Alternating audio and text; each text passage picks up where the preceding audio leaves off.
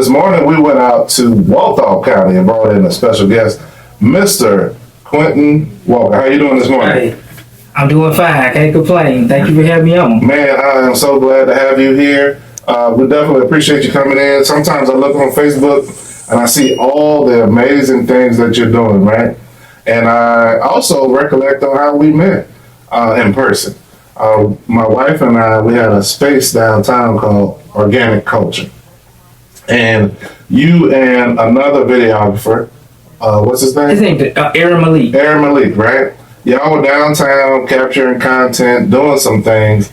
And I said, I wonder what them guys doing. I told my wife, because that space had a panoramic window where you could see everything going on Main Street in downtown Macomb, Mississippi. That was one of the reasons that I loved it and I enjoyed that experience, because you could look out the window and see the world happening from that corner. So anyway, y'all were out there moving around, and I said, I wonder what they doing. I said, I'm gonna check it out. So I just stepped outside the door. I was like, hey, what y'all doing? Y'all filming?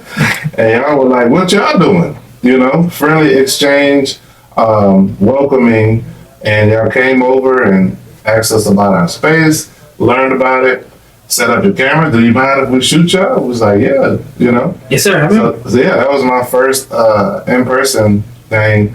But a first impression makes a lasting impression. So just your energy, you and Malik, Aaron Malik, and the openness to say, yeah, we'll capture what y'all go. Let's shoot a commercial. And that's what happened. And you don't run into that very often. Sometimes you run into people and they're like, you know, it's a long process, right? Yes, sir. But I think that day we were both looking to be creative, and those two things met. You know what I mean? Y'all were out capturing footage. We were in there relaxing and you know, contemplating some things. So those things came together. What excites you about creating visual content? It's about just documenting history. Mm-hmm. I feel like every day is important to us, because It is. down the road we can look back. I can film a building, and 2 or 3 years from now, that building might not even be there. That's true. And you know, I be like, I remember I was over there hanging out, doing this and doing that. So Capture. I just feel like everything has a purpose and it needs to be documented, and just to share with loved ones. Yeah. And that's like with my business. First thing first, I thank God for allowing me to do what I do, have passion, and to be a storyteller, because I don't have a lot of memories of certain family members growing up, and I was always like, man, I wish I could do this. I wish I could have had that back in the day when I was younger. Yeah. So I was like, you know what? I want to just start a business where I can just be a storyteller and capture moments for people. They might not value it right now, but down the road, they you know, they want to go back and look at something like that. Yeah, I think it's great when your journey begins with a personal reason. Like you said, you don't have a lot of content that you wish you had from when you were younger. So that allows you to look out into the community and say, I want to help provide that experience for other people, even though I didn't have it. So that's a very unselfish way to approach things. But before we get into your business, let's talk a little bit about your upbringing. Where you're from, your household, dual parents, single parents, things like that. What you were into as a kid. I was actually born right here in Macomb. Okay, you was born in Macomb. Yes, sir. All right. And my parents, they live in Tylertown, on Dillon Hill. Okay. And I was Is that raised the neighborhood community or Dillon Hill? pretty much. It's Okay. little small area. Okay. Right off 98. All right. And I was always fascinated as a young kid, you know, watch a lot of movies with my dad. That was me and his bun time with movies. We always connected. What type of movies you used to watch? Oh man, my dad had me watching from action to comedy, and then he was always big on the gospel side too. Okay. You know, we used to watch Willie Banks and Canton Spirituals and Lee Williams. Right. So that took place of I would like to. I can't be there in person, but one day I would like to do something like that. Oh yeah. And my dad, he played instruments. He played guitar. Yeah. So I knew I couldn't play no instrument. So I was like fascinated with film. I always have been. Yeah. Most people watch it, be like, that was a cool scene. I'm more like, how was that made? Right. What went into putting that together? Willie Banks, God is still in charge. Canton Spirituals, what we got from them? Come from a Poe family? I didn't have much. Man, they got a lot of songs. Lee Williams got it a lot too, right? So those are gospel legends, quartets that I grew up listening to. Around quartet singers, gospel singers, whether it was Mighty Clouds of Joy, Dixie Hummingbird, like a whole range of different musical gospel artists. My mom when I was little, she had a record player, and I used to look at those album covers, and it just took me somewhere because they used to look dreamy. You know what I'm saying? Like the Mighty Clouds, and they had their matching suits on. Then she went to 8-tracks. Then she went to cassettes. But on Sundays, when we're getting ready for church, usually at the end of that hallway, that music was playing, and I just remember all them songs. And I still listen to those songs. Oh yeah. I still listen to Willie Benz in different groups, like now on Spotify, because it puts me in a certain mood, and it reconnects me to my childhood and I guess my adult life now. So that music makes a big difference. Like you said, your dad was a musician. Yes, sir. And a guitar, lead or bass? He was lead. Okay. And speaking on that, like my dad was a member of the True Believers back in the day. Okay. And that's when I really started being hands-on, traveling with him and seeing stuff. Mm-hmm. And the stuff I used to see behind the scenes, mm-hmm. road trips. Yeah. And I was always like, I wish I had a video camera to record all this. Why nobody never thought about this kind of stuff? Wow. And that would have been a documentary. It would have been. The only thing I can just do is go up based off my memory mm-hmm. of what I seen. Mm-hmm. And, watching that group do a wonderful thing just in the area. Okay. They did their first live recording right here at Southwest Community College. Mm-hmm. And that was the first recording? Well, I was a part of. Yeah. And me, I was like maybe 12. Yeah. And the whole time, everybody enjoying the show. Mm-hmm. I'm enjoying, man, they got these cameras in here. Right. They got booms and everything. Yeah. This is big. Right. So I was inspired from that day to be like. You was looking at the production. I would look at the production and say, mm-hmm. one day I'm going to be doing something like this. Mm-hmm. I don't know how, when, but I want to take an interest in it. Yeah. And I remember as a kid, I used to, Mr. Castro Coleman, Mr. Silk. Yeah. I would ask him, I said, I know you got a little studio behind your house, and he was big on making his own music videos. Right. And I was like, can you teach me that one day? Oh, wow. And he'd be like, yeah, sure. Just come by the house. And it just never happened that way. Yeah, yeah. But I always, open to it. Yeah, I was looking forward to it. So I was like, I don't have a camera. Mm-hmm. So the first thing I did was take a cell phone. Yep. Them Android phones, mm-hmm. and then I start playing with phones, recording stuff, and mm-hmm. every time I go by a family house, I gather for holidays. Yeah. The first thing they say, Quintin, put that phone down, start recording me. Right. But and I was like, documenting. You kept documenting. I said, one day this is going to be important to everybody. Oh yeah. And I always said that. Yeah. And then years later, when we got older, we started losing loved ones and mm-hmm. just friends or whatever, and they got like, do you got that footage of that person? Mm-hmm. I do. Yeah. And I got a whole archive. Yes. That's amazing, man. And then I used to always just go out in the yard, take videos of me and my son from pretty much since he was a baby. Mm-hmm. I got his whole life documented, kind of strangely. No, and just from me and him to me being a single parent, mm-hmm. I ended up taking more interest where people like, who took y'all pictures? Mm-hmm. I'm like, me? Right.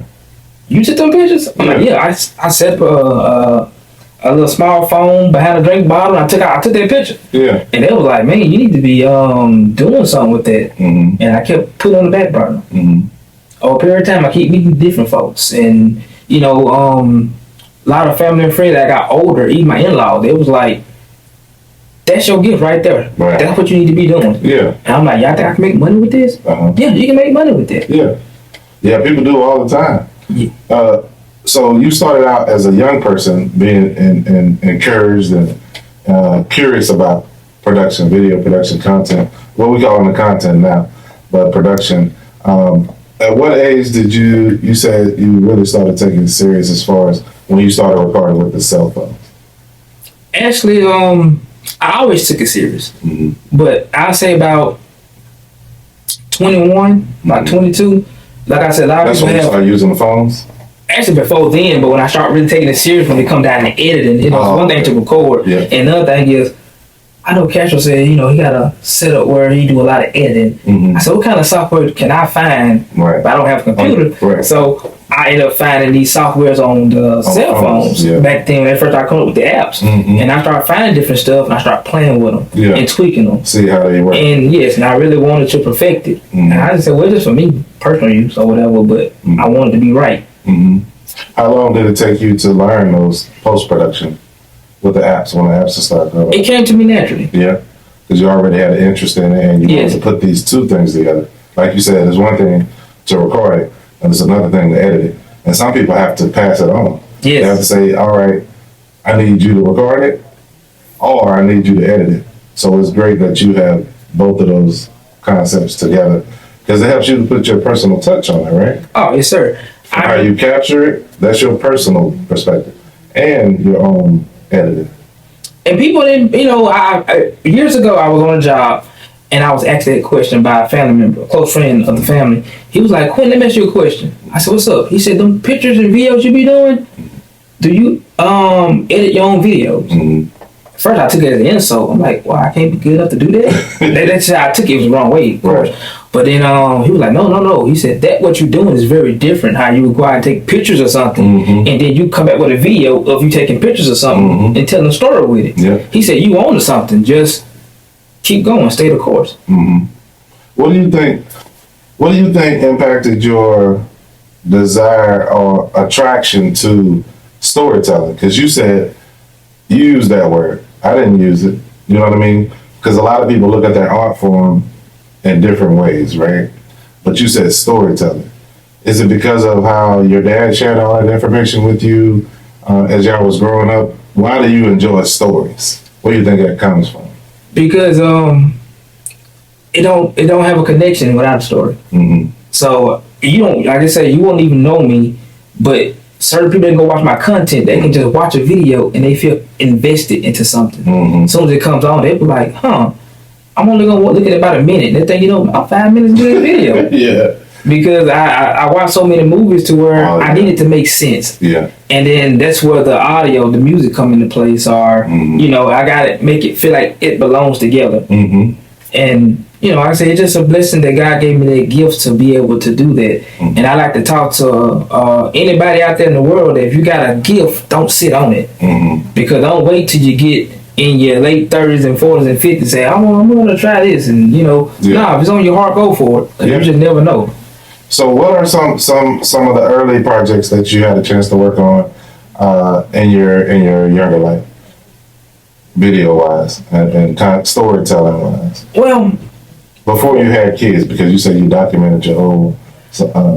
I documented my whole son life, but mostly when he came into play. That's when you really started. Yes. Okay. Because I wanted to be, when he got older, he could kind of relive a lot of stuff. See, I got full custody of my son. Mm-hmm. His mom left when he was a baby, and just been me and him. Yeah. And I wanted to just tell a lot of people out there in the world, mostly like single mothers, because you don't hardly hear fathers doing what I was doing at the time. Mm-hmm. But I was like, y'all don't give up, keep going. If I can do this, hey, Right. I'm encouraging y'all to keep doing it too. Yeah. Cause I remember when I was going to college, I chose to go to college at a time where I left my job, and I said I want to do something that's gonna set a standard for my son. Mm-hmm. And people are like, "Man, you got all the time in the world to go back to college." But I said, no, for some odd reason, this is important to me. Mm-hmm. When normally college wasn't really important to me at that time. Right. So I found something that I really felt like it was my purpose to do, and I went to college, and I got all my basics out the way, and then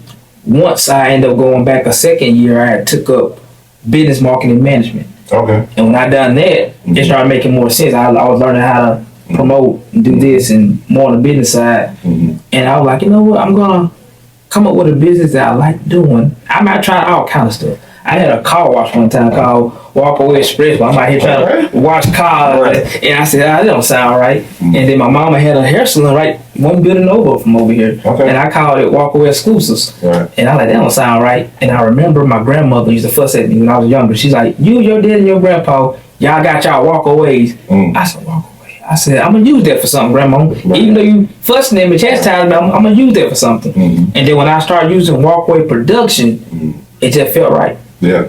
And So it's okay to try Yes. different things yes, to find out where you need to be and what feels right.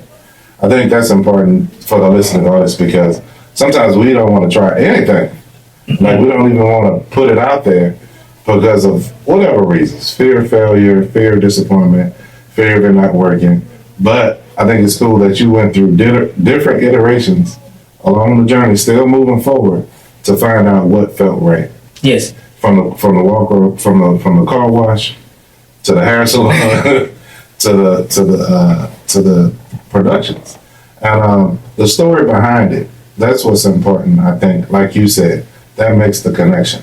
What your grandmother saying, y'all got y'all walkaways, or y'all walkers have y'all ways. Yes. Right? And how that played out into being in production. And I was thinking about your past. You said your grandfather, your dad, and you, right? And now your son. Yes. So really, the impact, at least in conversation-wise, 4 generations, right? And I think about how your interest grew from being around your dad in the music area, and then you looking around and saying, man, look at this production. Y'all got boom lights, y'all got, all these different amplifiers, all sorts of things. And believe it or not, my dad is also a bricklayer. So it was times where he used to bring the group out there. Mm-hmm. A lot of them didn't probably have a full-time job or any extra cash. But I got my own bricking business, so the group be out there bricking houses. That's right. And then it was a headache because I'm like, they singers, they musicians, they not built for this. Right. But the thing is, with trials and errors, where it kind of when they go out there and help my dad, it make them realize real quick on what they want to do, because they don't want to do that for the rest of their life. That's right. That's right. You got to get this true believer thing going. Yeah. Be a true believer. Yes, sir. Yeah. Actually, when my dad got on board, it had just got it was getting kicked off to their second album, with the Don't Count Me Out album. Okay. And then when I started watching my dad go through transitions on different things, and he started wanting to be invested into more of this or that, because he been playing guitar ever since he was like 16, 17 years old. He went from different groups, and he would TJ Jordan, the Mighty All Stars, for a long time, and they end up doing like their first albums and doing different stuff. And I watched him grow to where my dad loved music. He loved his guitar. He followed his dream. So why can't I follow mine? It's time. Even though you might stop then or doing certain things, but what happened if I create a new path for myself? Because, in Mississippi, you got singers, even you got DJs around here. You just got different people who want to be, just leaders. Right. But you don't hardly hear people talk about us videographers. It's no story on that. And I feel like I'm the guy who want to tell a story from my perspective, my struggles, to where I feel like I'm doing something, and I hope to inspire or encourage anybody to do whatever you want to do. Absolutely. And it's not saying that you got to be a videographer. Whatever your thing. Yeah, whatever it is, go for it. Yeah, and that's what motivated me to reach out to you. I got a referral from Manuel Scott to reach out to you. But just watching your journey and meeting you in person back then, a couple of years ago, just your spirit, right? And your vibes. I always say your vibes attracts your tribe. People that are on the same frequency as far as positivity and things like that usually make a form of connection. Even if you don't talk no more. But the next time when you talk to them, it's like the last time, you know what I mean? Everything stays fluid. I wanted to ask you, because we're talking about some generational stuff now. Okay. We have been. How old is your son now? My son is 16. 16? Yes, sir. All right. And his name is? Quintin Walker Jr. Quintin Walker Jr. All right. And he's probably, he's in high school. Yes, sir. He's in 11th grade, and he's actually in the band. Okay. Talk about skip a generation. You just skipped me, and it went to him. Yeah. He ended up he played the quads for the band. Okay. I used to be a drummer. Yeah. Really? I used to play snare. Okay. In the band. Yeah. Man. Yeah. So we got a lot of correlations. My daughter, oldest, she plays piano, saxophone, and violin. She has played it. She don't play all of them all the time, but she's 20, and she's in college up in Jersey. But I wanted to ask that because I think art forms, no matter what they are, they're all art, right? Even though the music instruments get the generation, the artistry is continuous. From your dad being a guitarist to you being into these visual productions, and then your son playing. Because someone told me, when you listen to music, just listening to music and then playing music, it creates new pathways in your brains that wouldn't have been otherwise. Right. Because you have to do, dexterity things with your fingers, playing instruments and the drums and patterns and with the video and editing. So it's a whole lineage of a gift, especially because if y'all put all that together, you got percussions, strings, and somebody to capture it, you know what I mean? Plus everything else.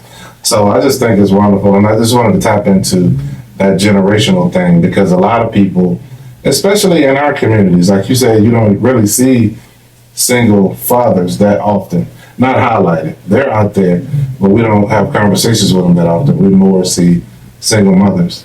So I just wanted to highlight that lineage of males, you know, and how we connect with things. I don't have any sons. So I think that's unique because I think about the relationship I had with my dad, and it's special. So definitely wanted to shout you out for taking on that role of responsibility and embracing it. You know, one of my favorite memories of a picture I took. It's one of my favorite pictures in the world. I actually said it earlier where I took a picture of, I put a phone in front of a bottle. Oh, I took a picture. Yeah. That picture of was me and my son graduating the same week. How does that go? Yes, he was in kindergarten. I was in college. I got you. Okay. And I feel like, you know, that was big. It was. I'm being told, well, you can wait to do this later, or you can wait to do that later. But that timing was so right to where it was like, you know what? I need to document this. I need to take a picture or something. Yeah. And I actually got that picture on one of my walls at my house of me holding my son. He was in my lap, and he had on a blue kindergarten cap and gown. I had on a blue from Southwest. I mean, he had a yellow one on. I had a blue one on. Yeah. And that just showed me like that picture gonna mean something one day. Oh yeah. So if I can go further in life, if you want to look at my blueprint and say, I'm gonna be like my dad, even if I gotta take 50,000 extra more steps. If I want it, go for it. Yeah, and you got the framework. He has the framework of what's possible if you go for it, and you stay locked in. Because I keep talking about your personality or your character. You're a humble guy, right? You stay locked in. You're humble. You take advantage of opportunities that are presented to you if they make sense for you. So all of that is positive things, and I think that that's something again to share with the audience about. How do you get from A to B? Because we all want to get to B and C and D and so forth. But it's great to be and interview and discuss someone's journey because everybody could take something away from it, right? Yes. Whether it's if the bricklaying thing, you know what I mean? You need some money. You need a hustle. This will help you focus on what you really want to do. You know what I mean? If you don't want to do this. My brother was a brick mason. Okay. He went to Job Corps when he was a teenager. He didn't finish high school. And that was his trade. He went to San Marcos, Texas. And in that era, a lot of people were going to Job Corps. Because my oldest brother, he went to Job Corps for welding, right? And he's been doing that the rest of his life. So those skill sets are important, but it's some hard work. It is. Some element work because you're outside. And then my dad always taught me on a job like that, I always had to start from the bottom. He's a bricklayer. He was like, I don't want you to pick up a trowel. I want you to learn how to do that shovel. I need you to learn how to set scaffolds. I need you to learn how to make mud. I need you to go take this brick to this saw and measure the cuts that I give you. Right. And I ended up saying, well, before they even get to the wall. Yes, before we get to the wall. And I said, well, if I gotta learn all that, I might always be doggone good at it. Yeah. And I became real good at doing it. Yeah. And like now, today, my son is actually with my father on a job bricking. Okay. And I hope they doing the same thing to them like they did me because that helps him real quick at a young age. Said this is not what I probably want to do, but I thank God for this experience and training. I can have this up under my belt, learning. Yeah. You know, get to work with Papa, but. And it sets the foundation. Yes. Because I'm thinking about that little chalk line or whatever they call it to keep you where you need to be at. Oh yeah, that line got a line block. Yeah. Yes. So that's important in life to let you know where you're going and keep you on track. So keep on track. It is 10:29. We're going to take a break and we'll be right back to finish up our conversation with Quintin Walker from Walker Way Productions. Yes, sir. All right, we'll be right back. All right. We're back on WAZA 107.7 FM, Unity in the Community with Glenda J. I am Kevin Brown sitting in for Glenda J. And my special guest today, Quintin Walker. We are back on the radio. You still doing all right? Yes, sir. All right, you've done wonderful for our first half. Definitely appreciate you coming in, and I've been enriched from our conversation so far.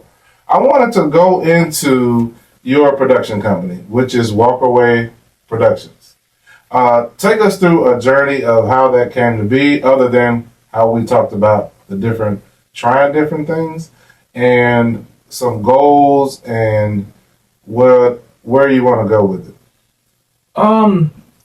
Me, when I first started my business, I grew a lot of audience to where it was like really liking what I was doing, and I felt like, man, I'm gonna be doing okay if a lot of people starting to get behind me, and I just try to go in a direction to where I want to be that guy that people calls on. So let me ask you this: you said people start getting behind, building up a following for what were you doing? What were you creating that built up this following? Like I said, once again, some kind of way I film something and I will put some music with it and tell a story about a situation that I might have been going through at the time. And I was told back in the day, you put all your business out there. I don't think people need to hear about some hardships or some things. I said, testimonies. Yes, I share it with people. If people see me right here looking sad, it's like Eddie Murphy out Dream Girls. You gonna hear about me when I feel like God done blessed me with something. Right. Because let people know there's no harm in that storm. Whatever you're going through, it's not gonna last forever. No harm in a storm. Yeah, and sometimes we duck that. We don't want to go through those storms, but there's always something on the other side, right? Yes, sir. Yeah. So increasing your following. So you're pretty much talking about putting that material out on social media, YouTube, things like that, and people started to pay attention. Back in the day, it was different. You know, when people had business, a lot of time back, they was always real secretive. I don't want everybody to know what I'm doing. I was the opposite. I want everybody to see. Yeah. So I was like, how they gonna know if I don't show them? That's true. I'm gonna post some pictures, hey, book me. Right. No, I want you to experience what I'm experiencing, and we grow together. And it's like from filming church events or filming graduations. And sometimes I might go to an event, I'd be like, you know what? That person probably ain't got nobody to pay somebody to do this, so I'll make a special video for that person, but I want to film everything as a whole to give that young lady or that young man the experience. This is important, graduation. For sure. So I just wanted them to have their story, because I would pay somebody big money today if I can go back and get my graduation. I can't get that. Yeah. I graduated 2008. Yeah. And back then, I did not have a sense of direction of where I wanted to go. Because if you ask me, I'm going to be like my dad, I'm going to be a bricklayer. Until you start doing stuff and experiencing stuff like, oh man, this is not what I thought it was going to be. Yeah. I got to be a better way to provide. So when I came up with Walkway Production, things started to just really just line up. And even now, to where I get nervous, I'm like, so many people are calling me and I need help. If it keep growing, I might have to hire help. You will, because that's just the way businesses go. To be able to fulfill a bigger need, you need a bigger team. You know what I mean? And that's just how it is. And that's a good thing, because if you're hiring people, that means you're outgrowing your own personal capacity to do different things, whatever your. And that's true. It's like me being people say, what are you really? Are you a photographer? Are you a videographer? What you consider yourself as? I said, really, I consider myself a future film producer one day. I want to make my own movie. So I want to be hands-on on getting eye detail on what I want to see or what I want to do. And then I bring somebody else in. I have a blueprint. This is what I'm kind of looking for. Right. This is what I've been working on. Right. Can you do that? I can direct them that way. Yeah. And I encourage a lot of videographers and photographers out there in Tylertown area, Macomb. It's a lot of people who's starting to get into, like you said, the content creating. It's become everyday life now. And it's amazing how much it has changed in the past 10 to 15 years. Yeah. Came a long way. It has. Coming a long way. I was thinking about my graduation. You said you can't get that. And all I have is a vague memory of my high school graduation, right? And it would be great to see that.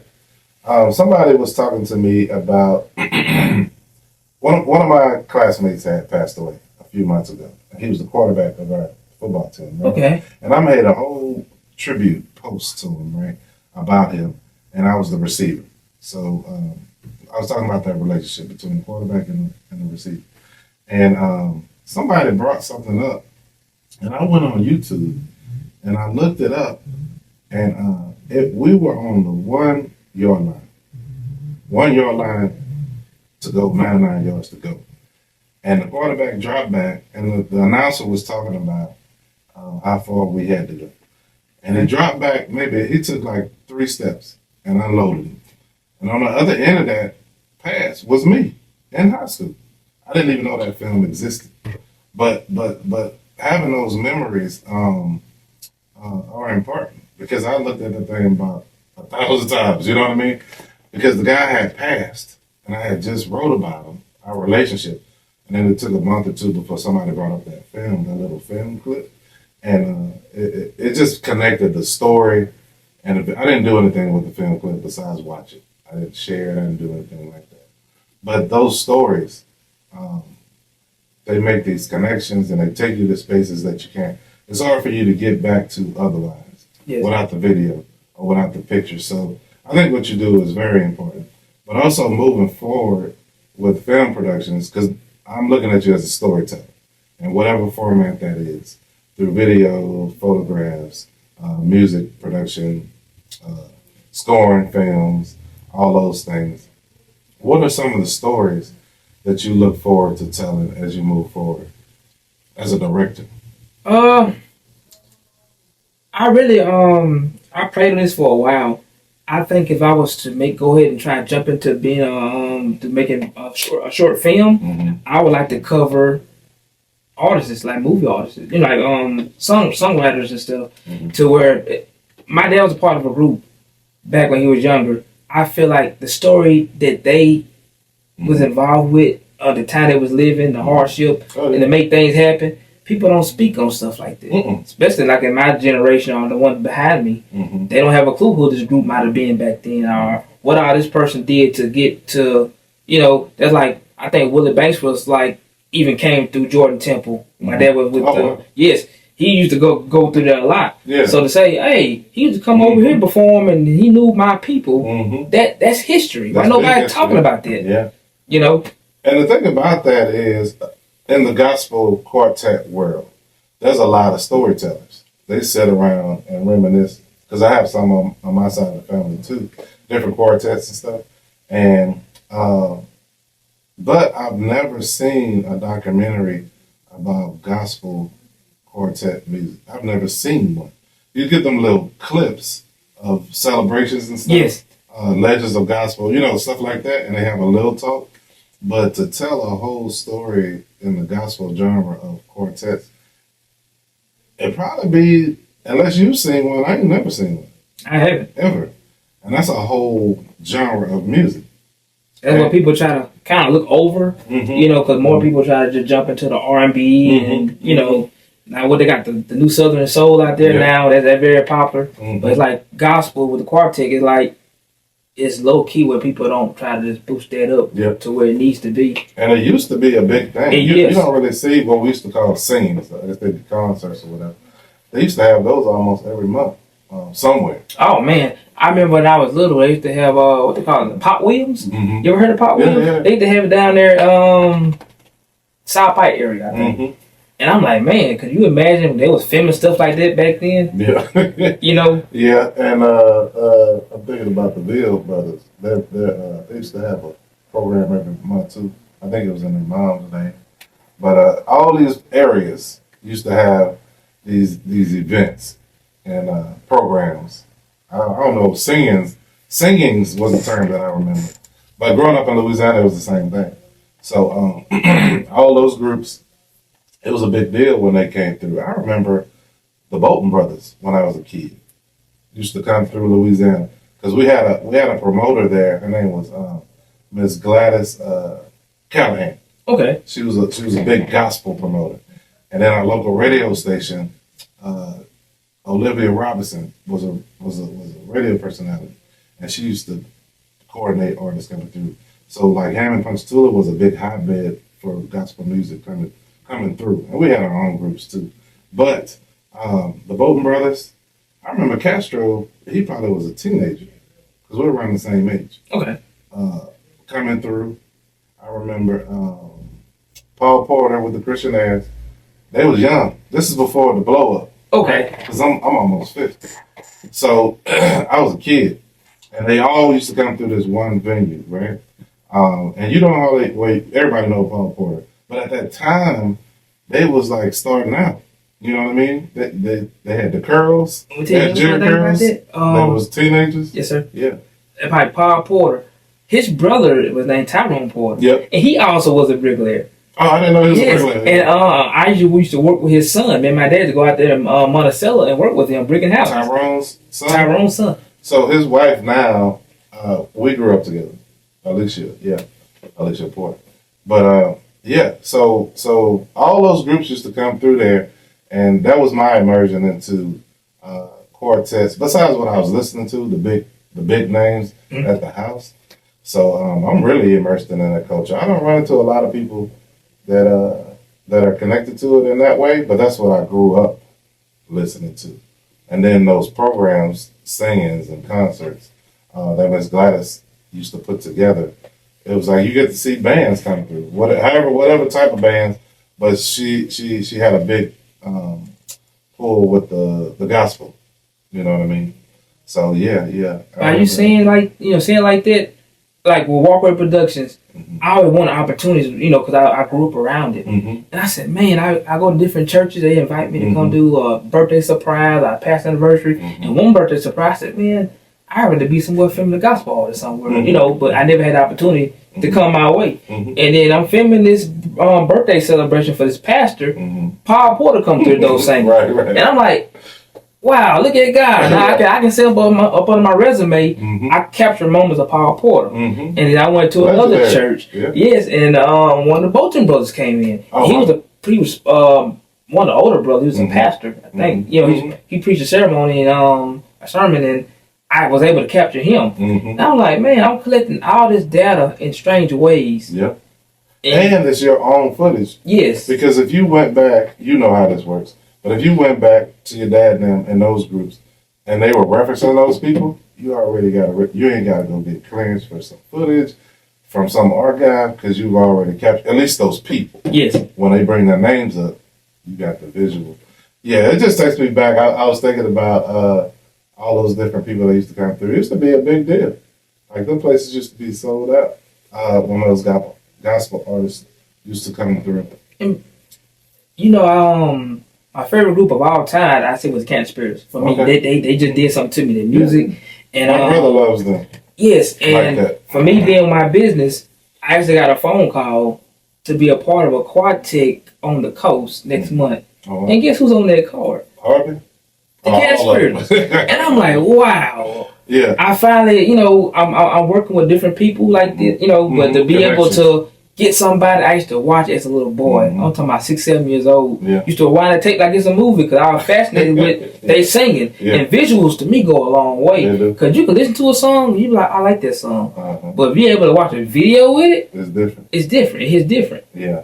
Yeah, the Can't Spirituals, to me, all those groups had their own brand and their own sound. Right? Because Lee Williams, the coarseness of his voice, the sound of their sound, and then standing in one place singing. And you're right. And everybody moving. Yeah. He's standing still, but the whole crowd is moving. So that's a whole different approach to gospel singing. Because you get people coordinated steps, kicking, jumping, because they add into the show. Yes. To be able to move the crowd without moving, that's powerful. Yeah. So Lee Williams, the Williams brothers, all these groups. I looked at in a way, not the same way that you looked at them, but I looked at them in a way that I was in awe of, and the style of music and the storytelling in their lyrics. You know what I mean? And the different sounds. Like who was that? He passed away recently. They had that song Power. Jackson Southern Leaders. Okay. Right? He would be. Just the different sounds and the evolution of music. Because listening to gospel music, I remember when they didn't have drums. I remember when they didn't have guitars. Just the eras. And listen to old music, right? Harmonizers and things like that. I remember when they added the lead guitar. Just the evolution of gospel music.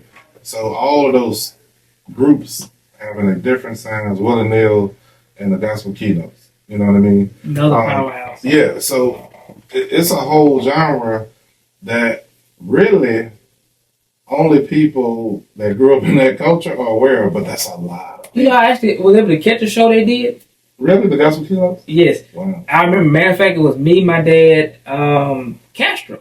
We was all going to Hattiesburg, and they was in Hattiesburg. Wow. And like I said, back then, to them, they loved playing music and singing, and they was like, hey, these guys over here. And it was on a Sunday. They'll leave church, and they all meet up, and boom, they go catch the show. And I'm witnessing this. And, to them, they are legends. But not realizing what people got going on now, y'all are legends in the making. And that's where I fit in, like, to now, to where I want to capture a lot of moments from different people, from different things, because you don't know how far you're going to go in the future. You don't. I know it's a huge genre, and I know when you tap into it, it's going to be, it's a whole genre by itself. And there's millions of people that enjoy that music. They just haven't seen it put into a storytelling form, especially not no short film or documentary. You just get little blurbs, and you're a fan of your band, and you know a little bit about the others. But if you took them through a journey of multiple, from grassroots, because almost every town has a gospel group. Yes.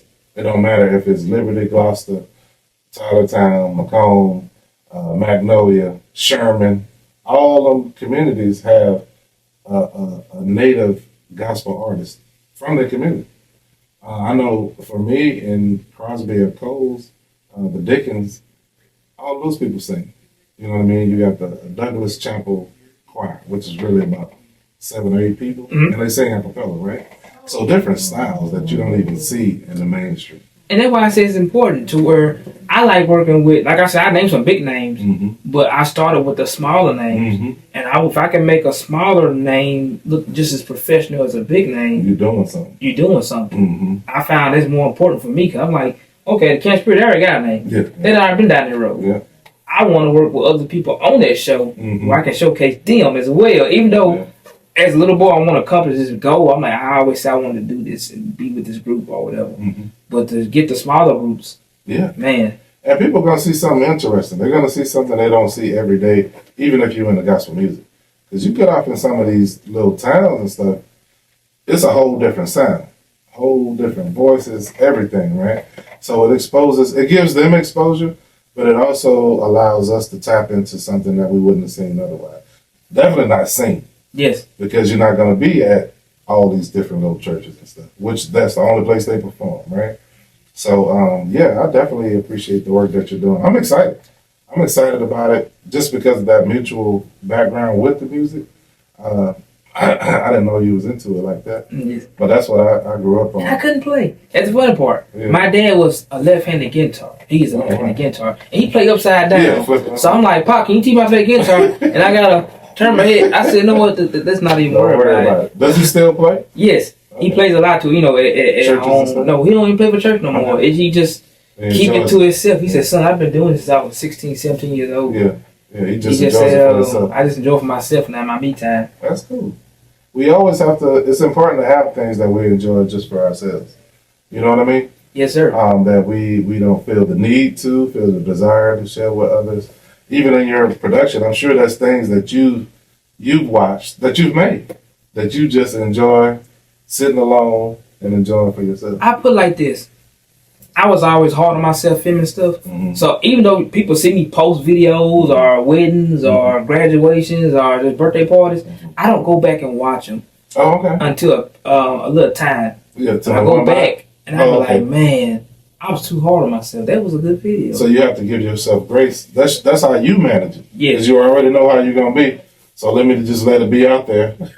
I mean, for a little while. When I'm filming and editing, I have this thing where I do an event on a Saturday, and people pay me their hard work money. I'm gonna go home and get started on your event immediately. It's no 7 to 10 business days with me. I'm gonna go home and get started. My wife get mad.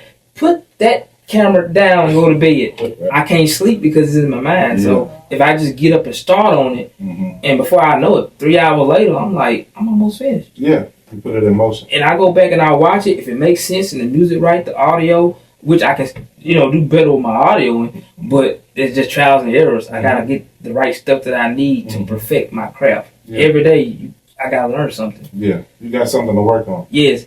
Yeah. So that's good to have something to look forward to.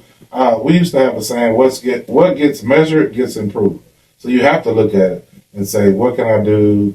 How can I, what can I bring to it that'll make it a better product, right? And that just makes the whole experience better, not only for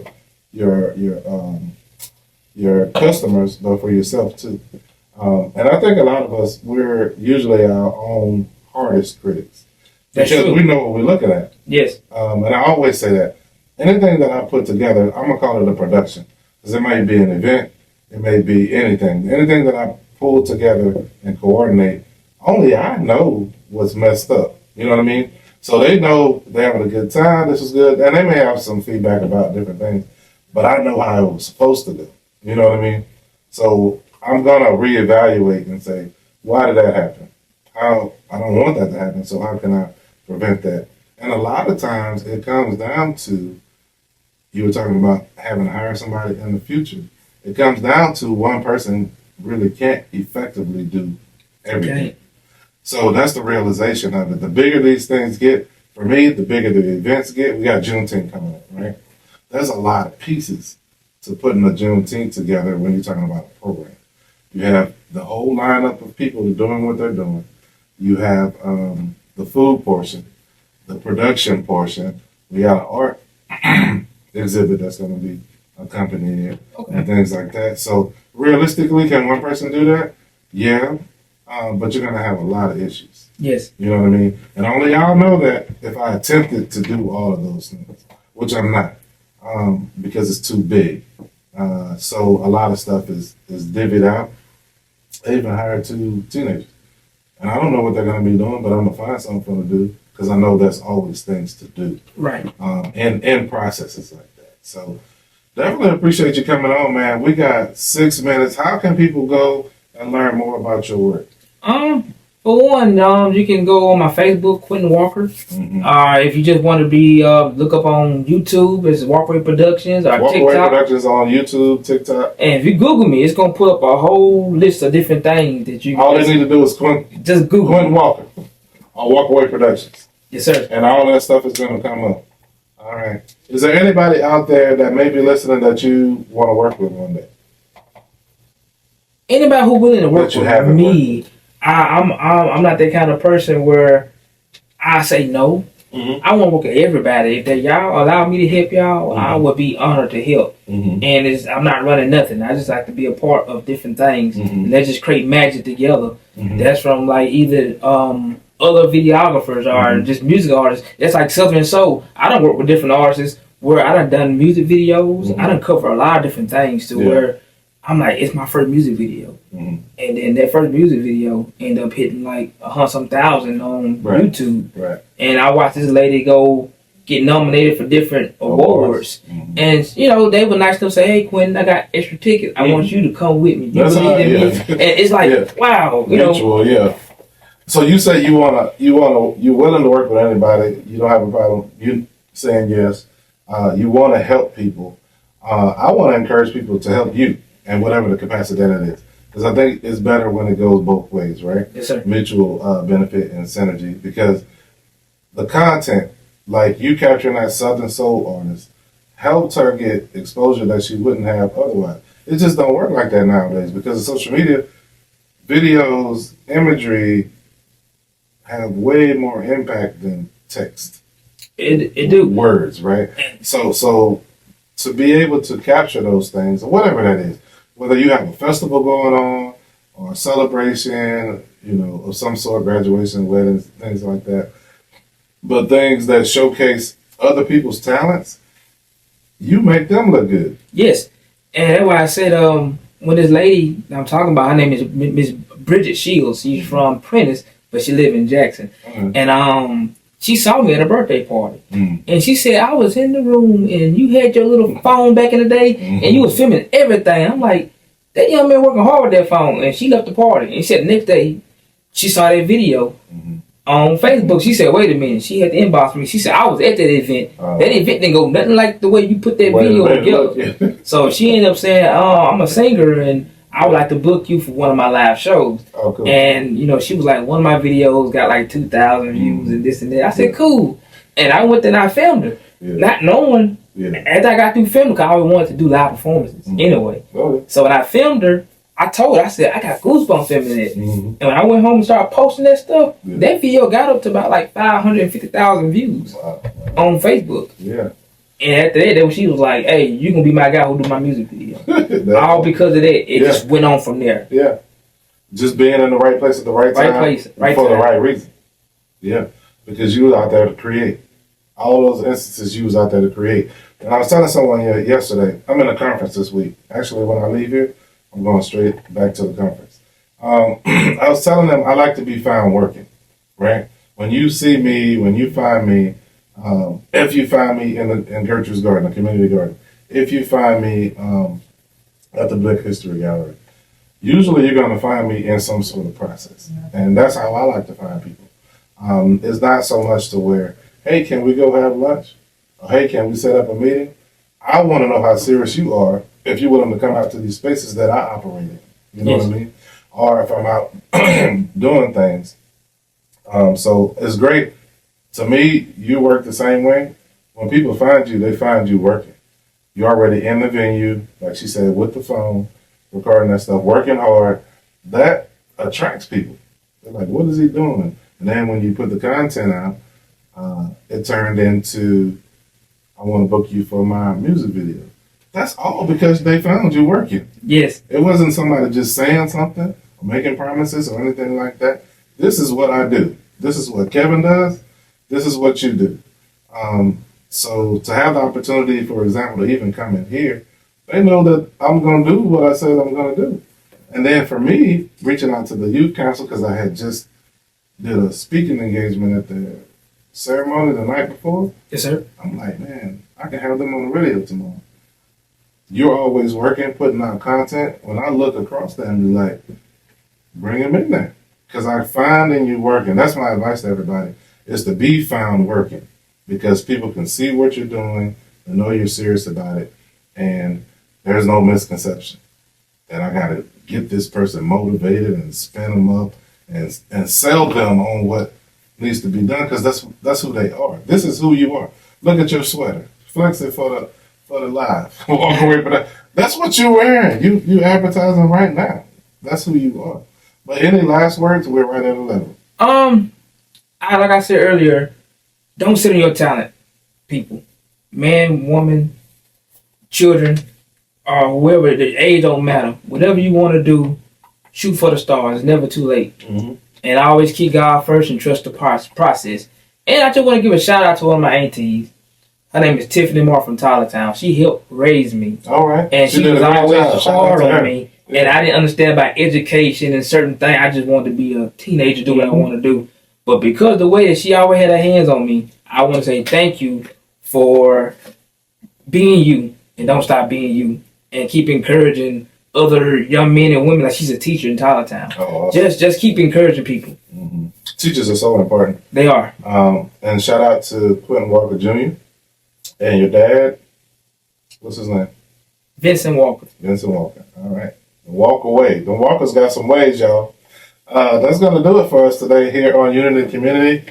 107.7 FM WAZA. We'll be back Monday with Mr. Jake and Jerry White. I'm putting a shout out there because they missed last Monday, so put that announcement out there so they can come on in. I also want to make an announcement for June 20th here in Macomb, Mississippi at the MLK Center. That's 601 MLK Drive. Here in Macomb at 11 a.m. we'll start our Juneteenth program. If there's any fiber artists out there, whether you do sewing, crocheting, quilting, mixed media, maybe you put some of your materials on canvases with the art, the visual artwork. We want to invite you to come out. We're going to have a display, art exhibit called Threads of Freedom that'll pretty much decorate the space of the Juneteenth event. Again, the Juneteenth event is Saturday, June 20th at the MLK, beginning at 11 a.m. So please reserve that date. It is free and open to the community.